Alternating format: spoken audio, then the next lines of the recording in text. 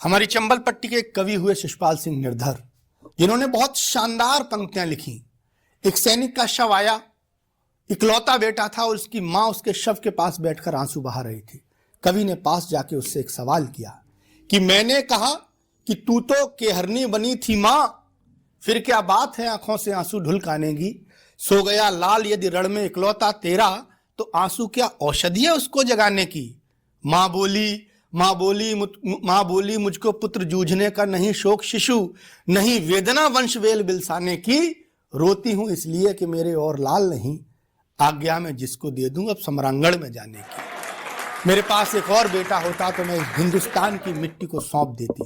ऐसी माएं जिस देश में होती हैं, वहां अजीत तोमर जैसे बेटा पैदा होते हैं। मैं बहुत दुलार के साथ नई पीढ़ी के इस युवा हस्ताक्षर को बुलाता हूं, जिसकी लेखनी में एक आग है। आइए उस तपिश को महसूस करने के लिए आप सब लोग इस कवि सम्मेलन में शामिल हों।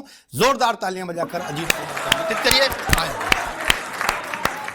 गीत लिखूं तो लिख सकता हूं मैं भी अपनी प्रियतम पर, गीत लिखूं तो लिख सकता हूं मैं भी अपनी प्रियतम पर, उसके होठों की लाली पर और माथे की कुमकुम पर।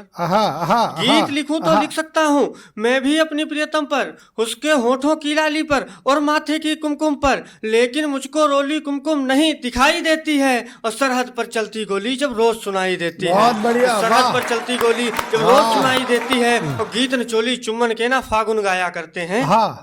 गीत नचोली चुम्बन के ना फागुन गाया करते हैं, हम वंशज हैं वरदाई के ताज हिलाया करते हैं। हम वंशज हैं वरदाई के ताज हिलाया करते हैं। आप सबका समर्थन मिला, बहुत बहुत धन्यवाद। अब एक और मुक्तक के माध्यम से आप लोग सब लोगों से जुड़ना चाहता हूं। जो कहीं इस देश में लोग हुए, उन लोगों ने इस देश के खिलाफ बातें की, तब मैंने लिखा कि मंसूबे उनके सारे नाकाम होंगे। कुछ लोगों ने इस देश में रहते हुए इस देश का अन्न खाया और इसी देश में आग लगाई। तब मैंने लिखा कि मंसूबे उनके सारे नाकाम होंगे, आग लगाने वाले नमक हराम होंगे। मंसूबे उनके सारे नाकाम होंगे, आग लगाने वाले नमक हराम होंगे। अगर कसाब बनना है तो देश छोड़ो, यहाँ वही रहेंगे जो कलाम होंगे। यहाँ वही रहेंगे जो कलाम होंगे, यहाँ वही रहेंगे जो कलाम होंगे। और मैंने 4 पंक्तियां लिखी। कई युवा हुए हैं, चंद्रशेखर आजाद, खुदीराम बोस, भगत सिंह जैसे युवाओं ने इस देश के लिए अपना बलिदान दे दिया। तब मैंने 4 पंक्तियां कही हैं। स्वागत। कि वीरता की ऐसी कोई कहानी नहीं मिलती, वीरता की ऐसी कोई कहानी नहीं मिलती जिसमें शामिल तुम्हारी निशानी नहीं मिलती। कोई भी वीरता की ऐसी कहानी नहीं है जिसमें युवाओं का बलिदान नहीं हुआ। कि वीरता की ऐसी कोई कहानी नहीं मिलती जिसमें शामिल तुम्हारी निशानी नहीं मिलती। कुछ करो राष्ट्रहित, क्रांतिकारी बनो, मोहब्बत में गंवाने को जवानी नहीं मिलती। मोहब्बत में गंवाने को जवानी नहीं मिलती। और माँ वीणा पाणी और माँ भारती के चरणों में एक छंद प्रस्तुत करता हूँ। स्वागत है।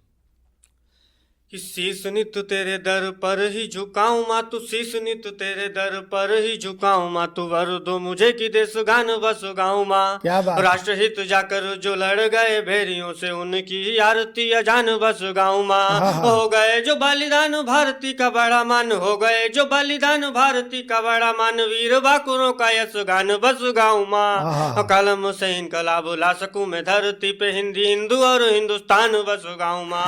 हिंदी हिंदू और हिंदुस्तान बस गाऊं माँ।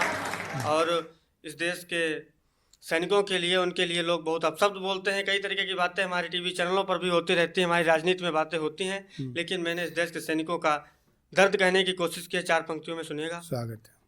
कि अत्याचारों के आगे जो कभी भी झुके नहीं है, महाराणा का वो स्वाभिमान देख लीजिए। अत्याचारों के आगे जो कभी भी झुके नहीं है, महाराणा का वो स्वाभिमान देख लीजिए। वीरता का अद्भुत इतिहास रचा गया, पृष्ठ खोल के सिवा महान देख लीजिए।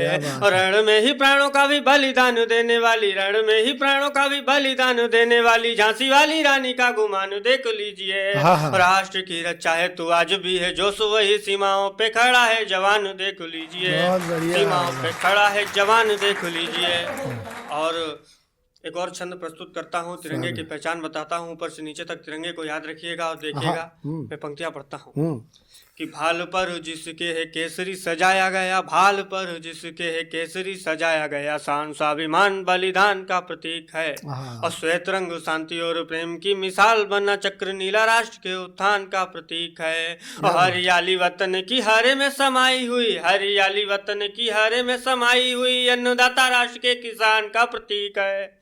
राष्ट्र की अनेकता में एकता संजोए हुए झंडा, ये तिरंगा हिंदुस्तान का प्रतीक है। बहुत बढ़िया, वाह वाह वाह वाह, क्या बात है। हाँ धन्यवाद। एक और छंद पढ़ता हूँ। जब कहीं ना कहीं इस देश में कई हमारे महापुरुष हुए, स्वतंत्रता संग्राम सेनानी है, उनको भुला दिया गया, तब मैंने 4 पंक्तियां कहने की कोशिश की है। स्वागत है। संगीनों से लड़े और भिड़े जो फिरंगियों से, वीरों के शोणितों की निशानी याद रखिए।